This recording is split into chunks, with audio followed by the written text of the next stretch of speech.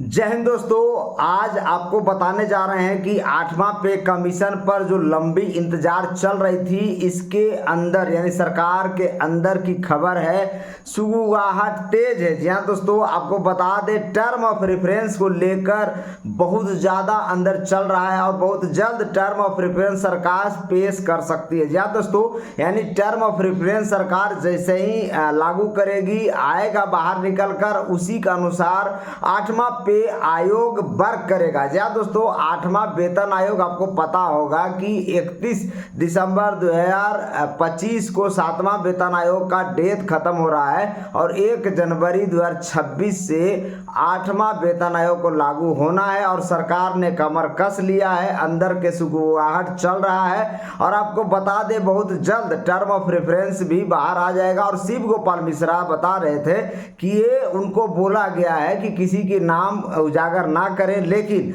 बहुत जल्द term of reference सरकार पेश करने वाली है, लागू करने वाली है और उसी के आधार पर 8वां वेतन आयोग लागू होगा। जी हाँ दोस्तों, आपको बता दें 35 स्टाफ का नोटिफिकेशन आ चुका है और बहुत जल्द चेयरमैन और उनके सदस्यों का भी नोटिफिकेशन आने वाला है। जी हाँ दोस्तों, और तब जाकर एक कमेटी का गठन होगा और वो कमेटी इसके ऊपर वर्क करेगा और जितना जल्द डेटा कलेक्ट करके सिफारिश के लिए भेजेगा, उतना जल्द 8वां वेतन आयोग लागू होगा। जी हाँ दोस्तों, अब बात आती है कि सैलरी, पेंशन और भत्ता कितना बढ़ेगा। जी हाँ दोस्तों, जो सबसे बड़ा यक्ष प्रश्न है वही है कि सरकारी कर्मचारियों का कितना सैलरी, कितना पेंशन, कितना भत्ता, कितना अन्य लाभ बढ़ेगा। जी हाँ दोस्तों, कई लोगों का मानना है कि जैसे शिव गोपाल मिश्रा ने पहले ही मांग कर रखा था कि 2.86 फिटमेंट फैक्टर सरकार को देना चाहिए। आपको बता दें फिटमेंट फैक्टर क्या होता है, एक तरह से मल्टीप्लायर होता है दोस्तों, जिसको बेसिक से मल्टीप्लाई करके सैलरी बनाया जाता है या पेंशन बनाया जाता है। जी हाँ दोस्तों, आपको बता दें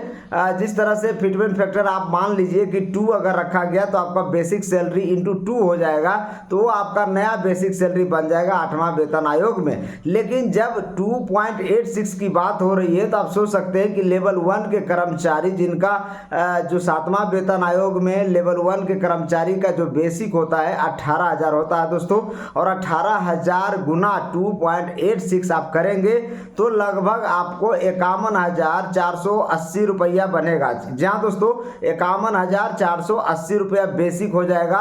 तो ऐसा बताया जा रहा कि चपरासी को, अटेंडर को भी 51,480 रुपया मिलेगा, यानी 3 गुना सैलरी बढ़ेगी। जी हाँ दोस्तों, ये बात निकल कर आ रहा है। आप चाहे तो प्रिंट मीडिया में भी आप देख सकते हैं, गूगल सर्च कर भी आप देख सकते हैं। लेकिन जब तक सरकार बता नहीं देती है, पेश नहीं कर देती है, जब तक आप पूर्ण रूप से विश्वास नहीं कर सकते हैं। लेकिन हाँ, कुछ लोगों का कहना है, जो पूर्व वित्त सचिव थे, आपको पता होगा सुभाष गर्ग, उनका कहना था कि 1.92 से लेकर 2.08 तक फिटमेंट फैक्टर सरकार देगी। जी हाँ दोस्तों, अगर आप चांद मांगेंगे तो आपको चांद नहीं मिलेगा। इसीलिए अगर 1.92 अगर मिनिमम फिटमेंट फैक्टर रखते हैं तो वहाँ भी लेवल 1 कर्मचारी जो 7वां वेतन आयोग में काम कर रहे हैं उनका 18,000 बेसिक है। 18,000 गुना 1.92 भी आप करते हैं तो आप सोच सकते हैं कि करीब 34,560 रुपया उनका बेसिक हो जाता है। जी हाँ दोस्तों, जब लेवल 18 के बात करेंगे तो लेवल 18 में अगर 2.86 फिटमेंट फैक्टर लगाते हैं तो 2.5 लाख गुना 2.86 करेंगे तो लगभग 7,15,000 रुपया बन जाता है। तो जो 18 लेवल के कर्मचारी हैं, जो सचिव लेवल के कर्मचारी है, उनका 7,15,000 बेसिक हो जाएगा और उसके ऊपर डियरनेस अलाउंस, उसके ऊपर एचआरए, उसके ऊपर ट्रेवलिंग अलाउंस, तो अन्य भत्ता भी डिपेंड करता है। जी हाँ दोस्तों, तो अभी जो फिलहाल जो न्यूज में चल रहा है टर्म ऑफ रेफरेंस को लेकर चल रहा है कि सरकार टर्म ऑफ रेफरेंस बहुत जल्द लाने वाली है और सैलरी बहुत जल्द बढ़ने वाला है। ऐसा बताया जा रहा है कि 1 जनवरी 2026 से 8वां वेतन आयोग लागू हो जाएगा।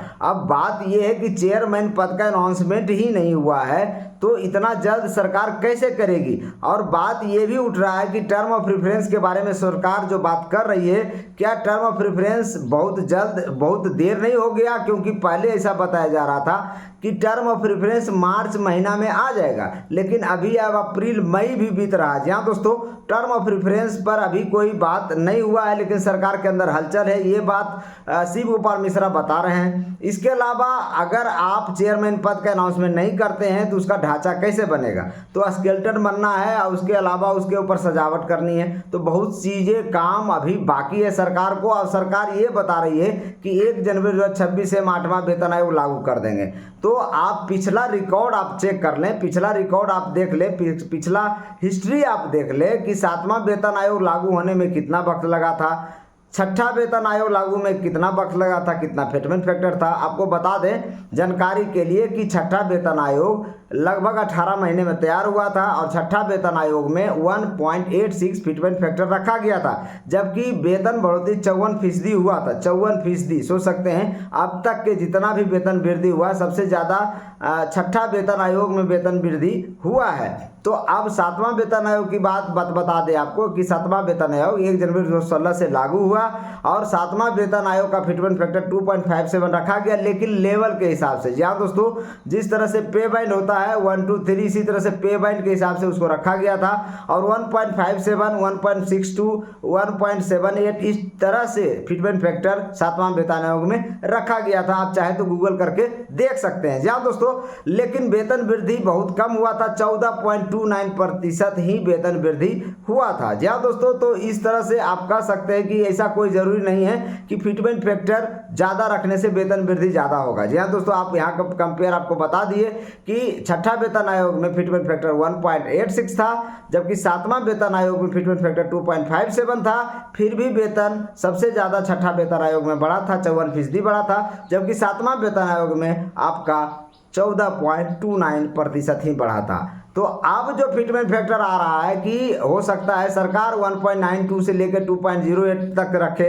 मंजीत सिंह पटेल 2.10 की मांग कर रहे हैं, अजय दुआ 3 फिटमेंट फैक्टर की बात बोल रहे हैं। तो लोग तरह तरह की बातें कर रहे हैं, लेकिन शिव गोपाल मिश्रा ये भी खुलकर बोले थे कि जब 7वां वेतन आयोग में 2.57 फिटमेंट फैक्टर था तो अब उससे कम कैसे संभव है। जी हाँ दोस्तों, अब ये डिपेंड करता सरकार के ऊपर। देखिए, पहली बात तो ये कि जो ये वेतन आयोग लागू होता है ये महंगाई और आर्थिक स्थिति को देखते हुए लागू किया जाता है, ताकि जो सरकारी कर्मचारी है उसके आय को महंगाई और आर्थिक स्थिति के हिसाब से समायोजित किया जा सके और उनका जीवन स्तर सुधारा जा सके। तो जीवन स्तर सुधारा जा सके, अभी महंगाई देख रहे चरम सीमा पर है और ये बात सबने स्वीकार किया है। तो आने वाला वक्त में ऐसा लग रहा है कि हो सकता है फिटमेंट फैक्टर सरकार कुछ ज़्यादा दे और सरकारी कर्मचारी यूनियन संगठन जितने भी लोग हैं ज़्यादा से ज़्यादा मांग किए हैं। आपको पता होगा टर्म ऑफ रेफरेंस भेजा जा चुका है इनके तरफ से। अब सरकार को फैसला लेना है कि टर्म ऑफ रेफरेंस कितना जल्द वो लागू करती है, बाहर निकालती है, ताकि उसी आधार पर 8वां वेतन आयोग लागू की जा सके। तो ये सब चीज़ें मीडिया में चल रही है और आपको बता दें 8वां वेतन आयोग के ऊपर अंदर से हलचल बहुत तेज है, ये शिव गोपाल मिश्रा बता रहे हैं। बाकी मेरे चैनल को लाइक करिए, शेयर करिए, सब्सक्राइब करिए और भी ताज़ा अपडेट देने के लिए द रियल फैक्ट्स हमेशा आपके साथ खड़ा है। जय हिंद, जय भारत।